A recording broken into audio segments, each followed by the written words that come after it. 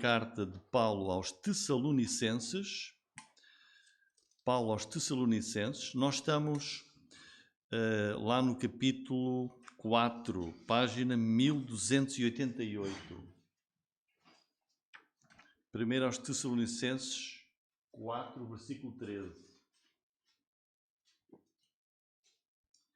Nós estamos a estudar dois livros, versículo a versículo. Estamos a estudar o Evangelho de Mateus e estamos já no capítulo 6, que é o Sermão do Monte. E estamos a estudar também primeiro aos Tessalonicenses. E estamos aqui já no capítulo 4. Geralmente, ao domingo, estamos no Evangelho de Mateus, mas às vezes alternamos, também para os irmãos que não vêm à reunião de oração, poderem ter uma perspectiva do outro livro, que é primeiro aos Tessalonicenses. Vou procurar não ser muito demorado em cada versículo, porque cada versículo daria para nós termos muito tempo de meditação. No entanto, a Bíblia tem 66 livros, não é? O Evangelho de Mateus, provavelmente, com os seus 28 capítulos, levará talvez um ano para nós conseguirmos completar. E outro livro levará menos tempo. Se Deus me der mais 15 anos de vida ministerial e se cada ano conseguíssemos cobrir um livro, daria 15 livros. A Bíblia tem 66, portanto, e se Deus me der mais 15 anos, seria mais velho que o meu sogro, não é? Um bocadinho mais. Portanto, isto quer dizer o quê? Sem deixarmos de analisar corretamente a palavra de Deus, há aqui uma decisão a tomar, ou ser muito minucioso e levar muito tempo, ou então optar por prosseguir e assim cobrirmos a maior parte da palavra de Deus. Se calhar esta hipótese será a melhor. Então estamos aqui primeiro aos Tessalonicenses capítulo 4, versículo 13 até 18. E o tema de hoje, Paulo vai aqui trazer uma instrução que é sobre a vinda de Cristo. E vai falar do arrebatamento. Vamos ler aqui estes versículos, são poucos, diz assim: Não quero, porém, irmãos, que sejais ignorantes. Ninguém quer ser ignorante em nada da Bíblia. Por isso Paulo escreveu: acerca dos que já dormem, para que não vos entristeçais como os demais que não têm esperança. Porque se queremos que Jesus morreu e ressuscitou, assim também aos que em Jesus dormem, Deus os tornará a trazer com ele. Dizemos-vos, pois, isto pela palavra do Senhor, que nós, os que ficarmos vivos para a vinda do Senhor, não precederemos os que dormem. Porque o mesmo Senhor descerá do céu, com alarido, com voz de arcanjo, com a trombeta de Deus, e os que morreram em Cristo ressuscitarão primeiro. Depois nós, os que ficarmos vivos, seremos arrebatados juntamente com eles nas nuvens, a encontrar o Senhor nos ares, e assim estaremos sempre com o Senhor. Portanto, consolai-vos uns aos outros com estas palavras. Então estamos aqui a prosseguir o estudo desta primeira carta de Paulo à igreja em Tessalónica, uma igreja que ele próprio fundou. Paulo esteve lá provavelmente não mais do que 3 semanas, depois foi perseguido, ele teve que escapar para Bereia, depois de Bereia voltou a ser perseguido e teve que fugir de novo, mas naquele pouco tempo que Paulo esteve na cidade de Tessalónica, ele ensinou, ele pregou, muitas pessoas se converteram, alguns judeus e outros que não eram judeus, e passados cerca de 10 anos, Paulo vai escrever esta primeira carta à igreja. Vimos já os capítulos 1 até 3 e tem a primeira parte, que é a parte principal da carta. E agora chegamos aqui, a partir do capítulo 4 e 5, é a segunda parte daquela carta que Paulo escreveu. Ele antes nos capítulos anteriores, incentivou a Igreja, e designadamente no capítulo 4, versículos 1 a 12, ele está ali a incentivar os crentes, a Igreja, para que eles progridam, para que eles cresçam na pureza, na santidade, no amor entre uns e outros e para os que estão de fora, e também para que trabalhem, para ter o seu próprio sustento. Depois, o segundo tema desta segunda parte da carta, o assunto principal é a vinda de Jesus Cristo, a segunda vinda de Jesus Cristo. Eu vou deixar uma pergunta.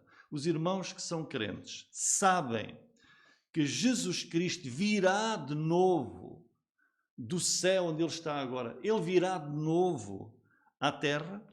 Os irmãos sabem disso? Creem nessa promessa de Jesus? Porque foi o próprio Senhor Jesus Cristo que prometeu que viria de novo. Mas esta segunda vinda de Jesus, que os crentes aguardam, vai ser totalmente diferente da primeira vinda.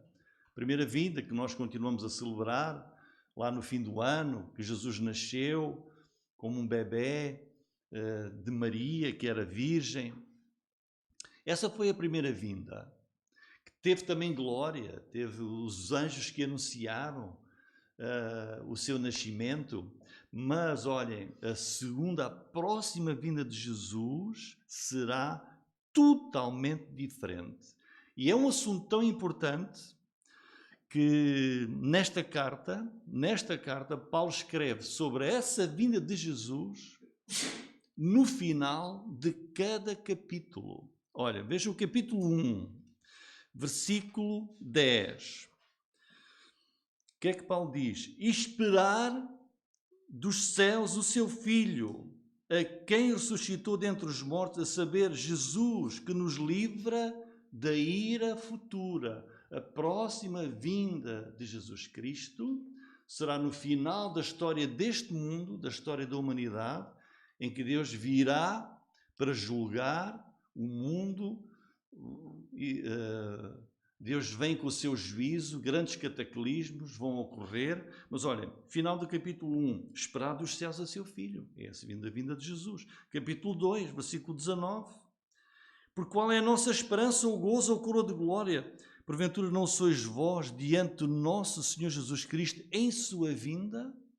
Final do capítulo 3, versículo 13, para confirmar os vossos corações, para que sejais irrepreensíveis em santidade diante de nosso Deus e Pai, na vinda de nosso Senhor Jesus Cristo com todos os seus santos.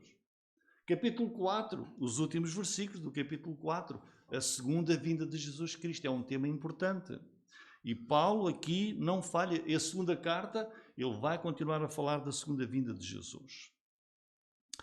Então essa futura segunda vinda de Jesus vai ser em grande glória, em grande poder. Mas como é que vai ser? A Bíblia fala-nos dessa segunda vinda de Jesus no final da história da humanidade, mas essa segunda vinda vai ter duas partes distintas. A primeira parte da próxima, que é a segunda vinda de Jesus, é esta, aqui referida. Esta é a primeira parte da segunda vinda de Jesus, que inclui aquilo que é chamado de arrebatamento, que está aí no versículo 17, seremos arrebatados. Esta é a primeira parte da segunda vinda de Jesus. Jesus vai descer do céu, ele hoje está no céu, sentado à direita do Pai, ele vai descer do céu, mas vai ficar nos ares. Ele desce do céu, vai ficar nos ares, não vai chegar à terra. A segunda parte da segunda vinda de Jesus, ele virá do céu, mas até à terra. Depois dos 7 anos de grande tribulação que a terra vai conhecer. E isso está, se os irmãos quiserem ler, Apocalipse capítulo 19, é a segunda vinda de Jesus dos céus, com os seus exércitos, os anjos, todos os crentes salvos, ele vai descer do céu, então até à terra. Mas o arrebatamento, este que vamos ver aqui, que é A primeira parte da segunda vinda de Jesus, ele fica nos ares. E já vamos ver o que vai acontecer. Então, versículos 13 até 18. Versículo 13. Não quero, porém, irmãos, que sejais ignorantes acerca dos que já dormem, para que não vos entristeçais, como os demais que não têm esperança. O que é que aconteceu com esta igreja de Tessalónica? Paulo fundou a igreja, pregou, começou a pregar na sinagoga, muitos se converteram, mas os judeus, por ciúme, por inveja, deram sobre o apóstolo Paulo e Silas, que o acompanhava, e ele teve que sair apressadamente para proteção da sua própria vida. Paulo quis voltar a essa igreja, mas também já vimos isso, por vários motivos, ele foi impedido de voltar para estar mesmo com os irmãos novamente lá na igreja em Tessalónica. E o que é que ele fez?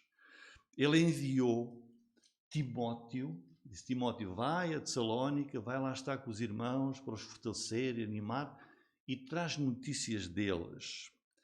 E o capítulo 3, versículo 6, ele escreve: vindo, porém, agora Timóteo de vós para nós, e trazendo-nos boas novas da vossa fé e amor, como sempre tendes boa lembrança de nós, desejando muito ver-nos, como nós também a vós. Então Timóteo foi, esteve lá com a igreja, pregou, ensinou, instruiu e veio novamente para Paulo com um relatório a dizer: olha, apóstolo Paulo, estive com os irmãos, e eles estão bem, têm muita saudade de ti, mas eles pedem aqui esclarecimento sobre algumas questões, nomeadamente coisas que tu ensinaste lá, Paulo, mas que não tiveste a possibilidade de concluir bem, e eles ficaram com algumas dúvidas. E eles pediram então que Paulo esclarecesse algumas coisas sobre o quê? Sobre a segunda vinda de Jesus. Paulo pregou a vinda de Jesus, mas não teve tempo de explicar tudo. E o que é que Paulo está aqui a dizer? Quais eram as dúvidas dos crentes? Qual era a situação dos crentes da igreja que tinham morrido? Jesus ainda não tinha vindo, como ainda hoje não veio. E esses crentes que morreram, qual é a situação deles? Será que eles estão fora de tudo o que vai acontecer, esses acontecimentos gloriosos ligados à segunda vinda de Jesus?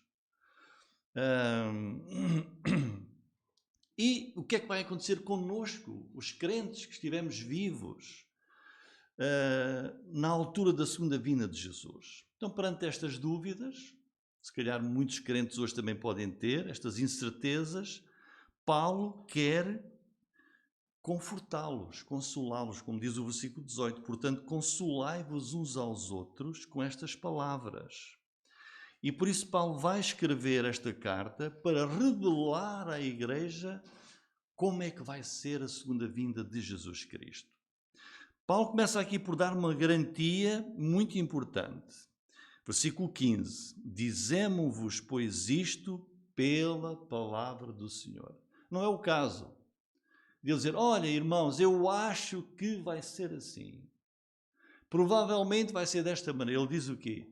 Pela palavra do Senhor, naquilo que Deus me revelou, pela própria palavra de Deus, eu vou-vos explicar como é que vai ser a segunda vinda de Jesus. Diz aqui: dizemo-vos, pois, isto pela palavra do Senhor. Então o que está aqui não é a opinião de Paulo, é aquilo que Deus lhe revelou e que ele vai esclarecer agora à igreja. O que é que Paulo então confirma aos crentes? Ele vai confirmar isto: que os mortos crentes, nós temos já, desde que Jesus partiu, 2000 anos. Muitos crentes já morreram, não é? E muitos crentes estão vivos. Então Paulo diz: olha, pela palavra de Deus eu vou-vos dizer, os crentes que já morreram vão ressuscitar primeiro, quando for a vinda de Jesus. E os que estiverem vivos vão ser arrebatados com eles ao encontro do Senhor Jesus Cristo nos ares. Então, irmãos, a esperança de qualquer crente de nós é esta. Se esta vinda de Jesus fosse agora ou amanhã, os mortos crentes ressuscitam primeiro e nós que estivermos vivos vamos ser arrebatados. Vamos ver isso mais em pormenor. Versículo 13. Ele diz: não quero, irmãos, que sejais ignorantes acerca dos que já dormem. Este que já dormem está a se referir a quem? Acerca dos que já morreram. Dos que já morreram. O que é que os crentes de Tessalónica acreditavam? Eles ouviram Paulo pregar sobre a vinda de Jesus e quando nós lemos aqui que Jesus, que ele depressa virá, que está às portas, e eles acreditavam que Jesus podia vir a qualquer momento, como nós acreditamos hoje. Se nos perguntarem quando é que Jesus vem, pode ser hoje, pode ser amanhã. E eles acreditavam que a vinda de Jesus estava mesmo para muito breve. Mas passavam os dias e Jesus não vinha e alguns crentes da igreja e de outras igrejas que eles conheciam morriam. E eles perguntaram ao apóstolo Paulo, então, mas o que é que acontece? Qual é a situação dos mortos crentes? Porque Jesus ainda não veio. E Paulo vai aqui escrever para os elucidar e, sobretudo, para lhes dar conforto, consolo e esperança aos seus corações. Não é? Ele diz, olha, não quero que sejam ignorantes acerca desses crentes que já morreram. Não quero que vocês fiquem tristes por causa desses queridos irmãos na fé que morreram. Estes, os que já dormem, é uma expressão, para não ser muito forte, dizer esses que já morreram. Mais à frente ele vai falar nisso. No versículo 16, os que morreram em Cristo ressuscitarão primeiro. Mas aqui é uma expressão que a palavra de Deus usa, referente aos que morreram, dizendo os que dormem. Porque realmente nós sabemos que quando alguém morre, nós vamos acompanhar o funeral e olhamos para a pessoa e parece que está a dormir. Está ali, parece que está a dormir. É uma imagem que fica. Mas aqui, os que já dormem quer dizer os que morreram. Então, qual é a única coisa que morre, irmãos? Numa pessoa. A única coisa que morre é o corpo. Qualquer pessoa que vive neste mundo, quando morre, só morre uma coisa. O quê? O corpo. Porque a pessoa é formada, qualquer um de nós é formado por corpo e alma. Corpo e espírito. Só o corpo é que morre. A alma, o espírito não morre, mas dura para sempre. É por isso que, porque só o corpo é que morre, o que é que vai ressuscitar? O corpo. Não vai haver ressurreição do espírito. O espírito não morre, só morre o corpo. Quando houver ressurreição daqueles que já morreram, é o seu corpo que vai ressuscitar.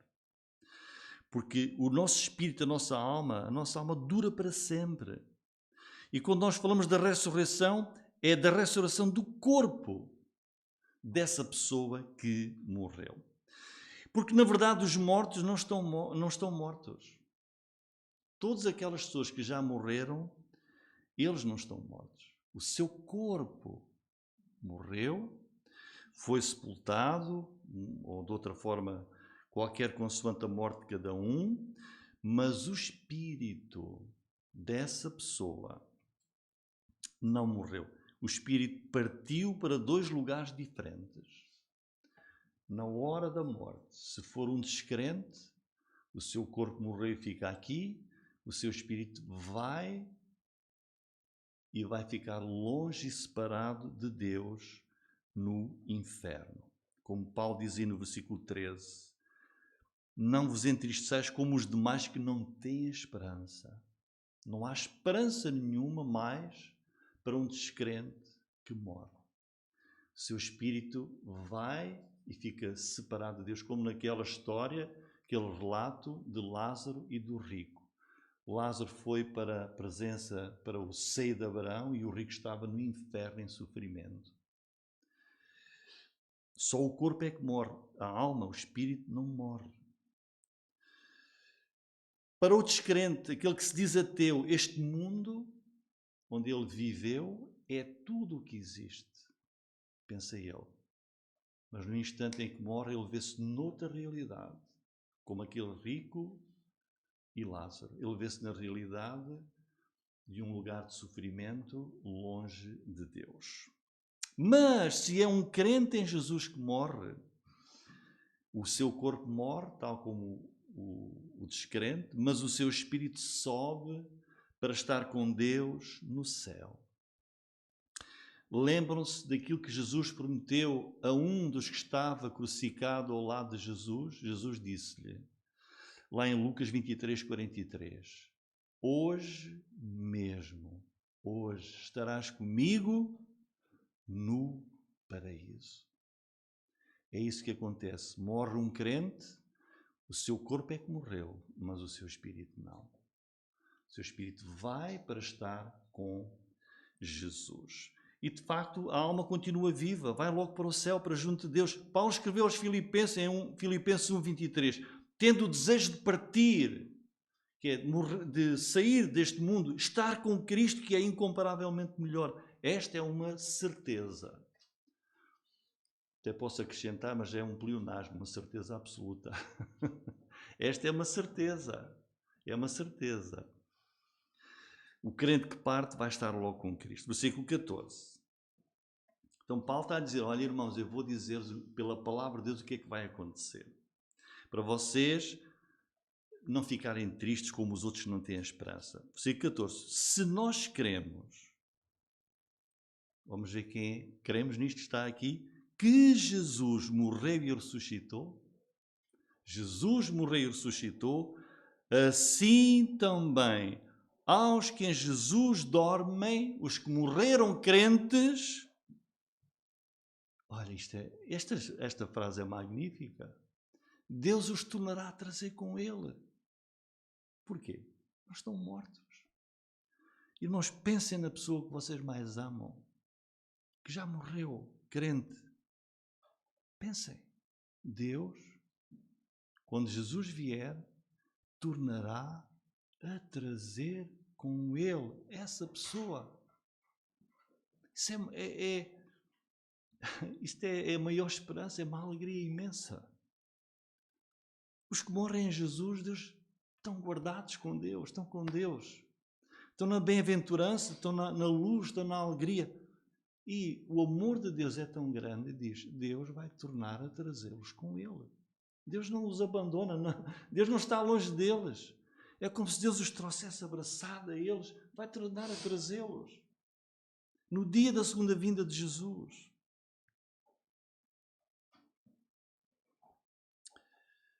Então esta é a primeira parte da resposta que Paulo está a dar à igreja. Está a reforçar aqui a esperança dos crentes que morreram.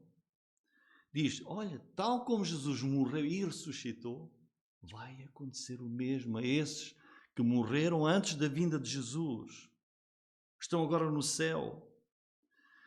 Mais do que isso, há aqui uma garantia aos mortos crentes. Virão com Jesus. Deus, mediante Jesus, os tornará a trazer juntamente com Ele. Deus os tornará a trazer com Ele, do céu. Mas agora há aqui uma pergunta. Mas como é que Deus vai trazer? Como é que Deus vai fazer isso? E Paulo vai explicar a seguir. Ele explicou, olha, não se preocupem com os mortos crentes. Deus vai tornar a trazê-los com Ele. Na vinda de Jesus. Mas como? Dizemos-vos, pois isto, versículo 15, pela palavra do Senhor, que nós, os ficarmos vivos para a vinda do Senhor, não precederemos os que dormem. Se Jesus viesse agora e nós estamos aqui todos crentes, nós não vamos à frente dos que morreram crentes. Não vamos à frente. Há aqui uma certeza, Jesus vai voltar, vejam. A vinda do Senhor, esta é uma certeza, está para acontecer, a vinda do Senhor. E esta vinda, a próxima vinda de Jesus, vai iniciar uma série de acontecimentos nunca vista na Terra. Vai ser uma coisa fantástica. única na terra e no céu. Vejamos, versículo 15.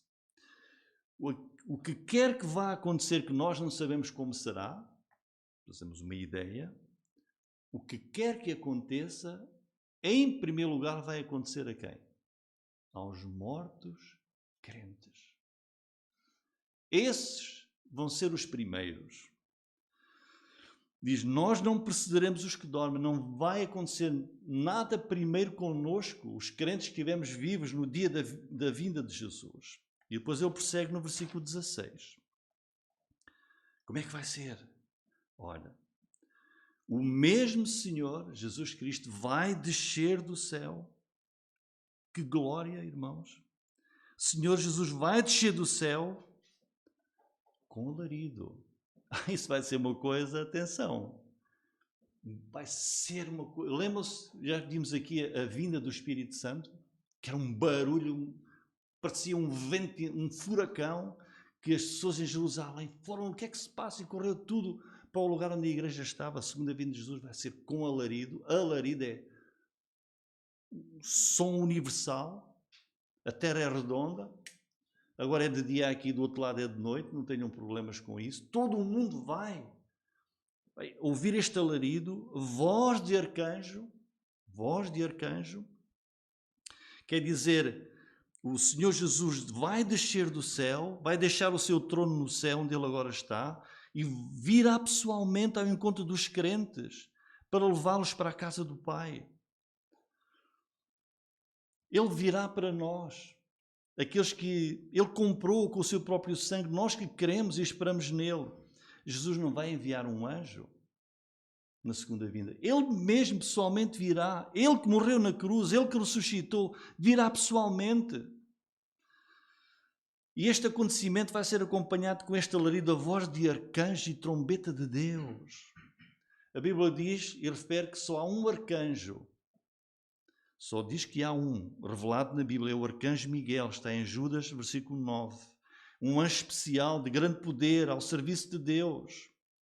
E diz, vai-se ouvir a voz desse arcanjo, a trombeta de Deus. Essa trombeta que se ouviu, lembram-se, lá no Monte Sinai, é uma trombeta que está ligada à revelação de Deus no mundo, na terra. Em esse capítulo 19, versículo 16, o povo estava lá junto ao Monte Sinai para receber a lei de Deus, e diz assim, Êxodo 19, versículo 16, e aconteceu que ao terceiro dia, ao amanhecer, houve trovões, relâmpagos sobre o monte, e uma espessa nuvem, um sonido de trombeta muito forte, de maneira que estremeceu todo o povo que estava no arraial, versículo 19. E o sonido da trombeta ia crescendo cada vez mais. Moisés falava e Deus lhe respondia em voz alta. A trombeta de Deus vai soar no mundo inteiro. Na segunda vinda de Jesus, é um som associado a esta revelação especial, magnífica de Deus. E o que é que vai acontecer em primeiro lugar? Tem a ver com os corpos daqueles que morreram crentes. Versículo 16. E os que morreram em Cristo ressuscitarão primeiro. É isso que vai acontecer em primeiro lugar. Os crentes que morreram, os seus espíritos foram para o céu e agora venham com Jesus, que lhes vai dar novos corpos. É a ressurreição dos mortos. Deus trata em primeiro lugar, na vinda de Jesus, dos crentes que morreram, esses que morreram com sua fé em Jesus. Milhões de almas de crentes virão do céu e recebem instantaneamente um novo corpo glorioso semelhante ao corpo de Jesus. Isso é o que vai acontecer em primeiro lugar. E a seguir, depois, em primeiro lugar, Deus vai tratar dos mortos crentes, ressuscitando-os primeiro. Depois nós, os crentes que estiverem vivos nesse dia, os que ficarmos vivos, seremos arrebatados, juntamente com eles nas nuvens, a encontrar o Senhor nos ares, e assim estaremos sempre com o Senhor. Após a ressurreição dos crentes mortos, então vai haver também para os crentes vivos a sua transformação para terem um corpo também semelhante ao corpo dos ressuscitados. É o que se chama o arrebatamento. O próprio Senhor Jesus falou disto, em primeiro lugar, em João 14, versículos 1 a 3. Quando Jesus estava na última noite, a primeira pessoa a falar do arrebatamento foi Jesus. Olha o que ele diz. João 14. Não se turbe o vosso coração. Credes em Deus, crede também em mim. Na casa do meu Pai há muitas moradas. Vou preparar-vos lugar. E quando eu for e vos preparar lugar, virei outra vez e vos levarei para mim mesmo, para que onde eu estiver, estejais vós também. Estão a ver? Jesus disse, eu vou para o Pai, vou preparar-vos lugar, e quando eu for, ele foi na ascensão, quando eu for, e vos preparar lugar, virei outra vez, é este dia, e vos levarei para mim mesmo, para que onde eu estiver, estejais vós também. Portanto, Jesus virá, mas não vem para a terra. Diz, virá e vou-vos levar. É o arrebatamento que Jesus aqui refere. Temos aqui então no versículo 17 a primeira referência ao arrebatamento. Diz aí, nós os ficar vivos seremos arrebatados juntamente com eles, com os mortos crentes ressuscitados, nas nuvens, a encontrar o Senhor nos ares. Isto é o arrebatamento. Quer dizer, nós vamos ser puxados da terra para cima para irmos ao encontro de Jesus, lá no alto, na atmosfera, encontrar o Senhor Jesus nos ares, pelo seu grande poder. Irmãos, este é o próximo grande acontecimento mundial no céu e na terra. É o arrebatamento. Esta ressurreição dos mortos e a transformação dos crentes vivos que estiverem nesse dia. 1 Coríntios 15, versículo 51, ajuda-nos a compreender isto que vai acontecer. 1 Coríntios 15, versículo 51 a 53, olhem. 1 Coríntios 15, 51. Eis aqui vos digo um mistério. Claro, só pode ser um mistério. Na verdade, nem todos dormiremos. Quer dizer, nem todos vamos morrer. Mas todos seremos transformados. Num momento, num abrir e fechar de olhos, que tempo leva a abrir e fechar os olhos? Num momento, num piscar dos olhos, ante a última trombeta, a trombeta soará e os mortos ressuscitarão incorruptíveis. O corpo vai viver eternamente.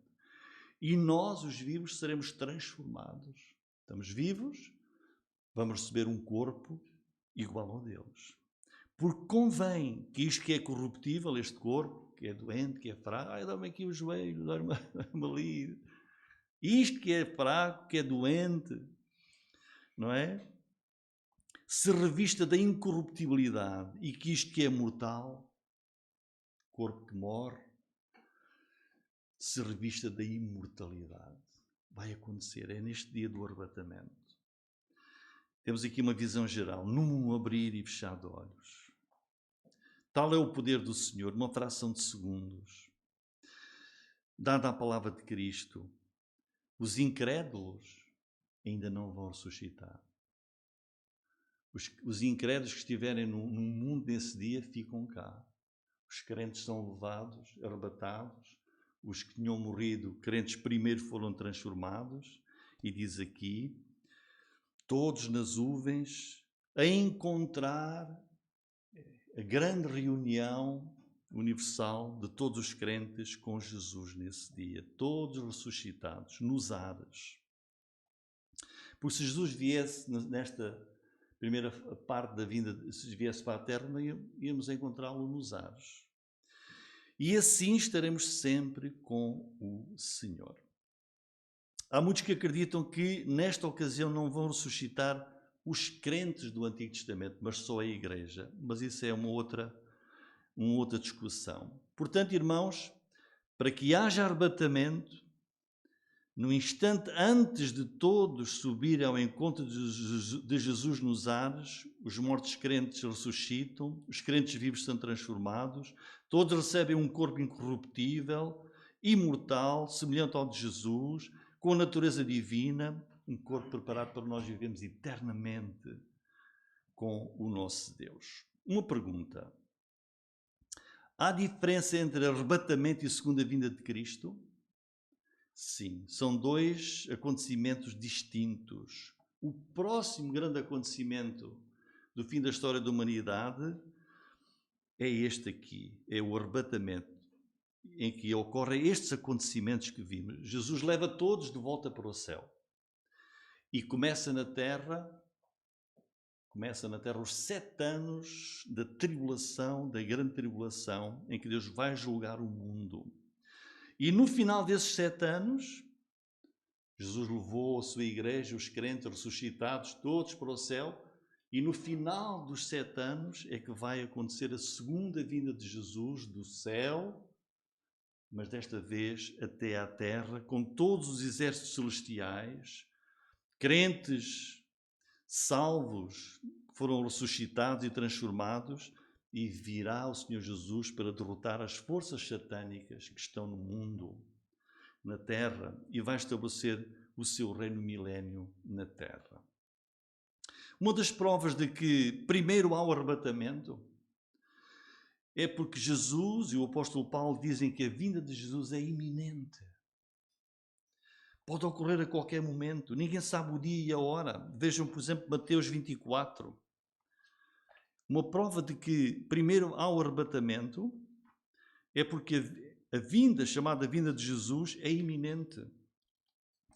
Mateus 24, 42 diz assim: